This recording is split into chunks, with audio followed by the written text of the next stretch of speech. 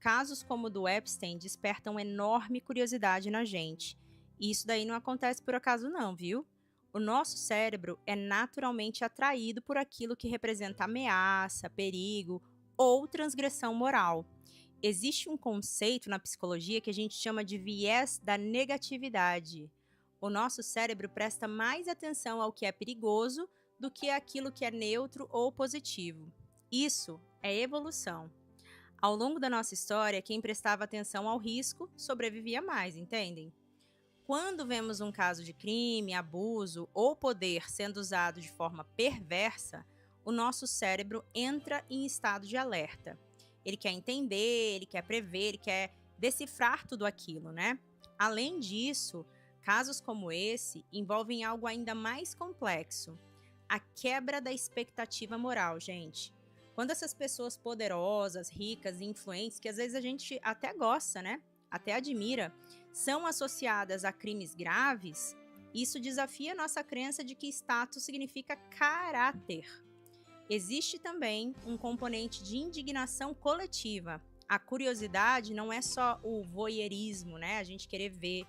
Muitas vezes é busca por justiça, por sentido e por respostas. Mas a gente precisa diferenciar duas coisas, olha. Interesse por compreender tudo isso e consumo sensacionalista.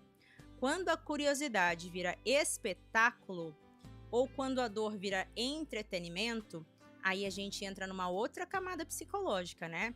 E é aí que a reflexão precisa acontecer. Entendi. Gisele, o ser humano então gosta de ver desgraça, gosta de ver ruim, é isso? É prazer isso para muitas pessoas? Essa aí é a parte mais desconfortável da nossa conversa de hoje, porque o ser humano não sente prazer na dor em si, mas ele pode sentir uma sensação chamada de alívio comparativo. Olha só, alívio comparativo é quando nós vemos uma tragédia distante e aí o nosso cérebro pode reagir com algo como: ai, ufa, ainda bem que não fui eu. Isso gera uma sensação sutil de segurança na gente. E olha só, pessoal, existe também a curiosidade pelo proibido, né? O que é moralmente condenável gera fascínio porque quebra as normas sociais. A mente tenta entender como é que alguém foi capaz de fazer uma coisa dessas, né?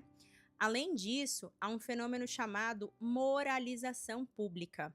Quando um escândalo vem à tona, as pessoas se posicionam, julgam e discutem. Isso ativa a sensação de pertencimento social. Então, eu vou compartilhar indignação e vou criar conexão entre as pessoas que pensam da mesma forma que eu, né?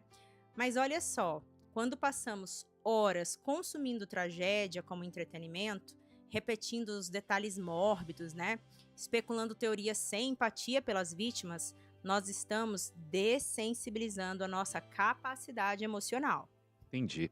Gisele, e já que isso acontece, isso pode tirar a nossa sensibilidade humana? Porque eu percebo, por exemplo, pessoas que lidam muito com morte, com tragédia, com, né, situações realmente complicadas.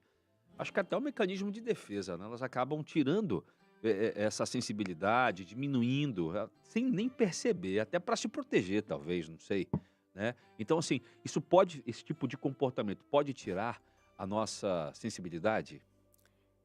Gente, existe uma linha muito tênue entre você buscar a compreensão e alimentar o espetáculo da dor.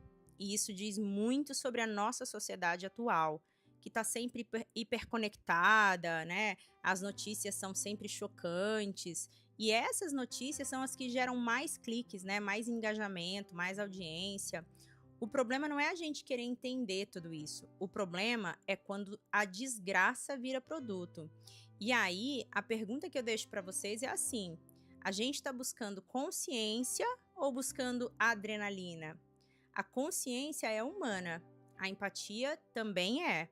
A forma como a gente consome uma tragédia diz mais sobre a gente do que o caso em si.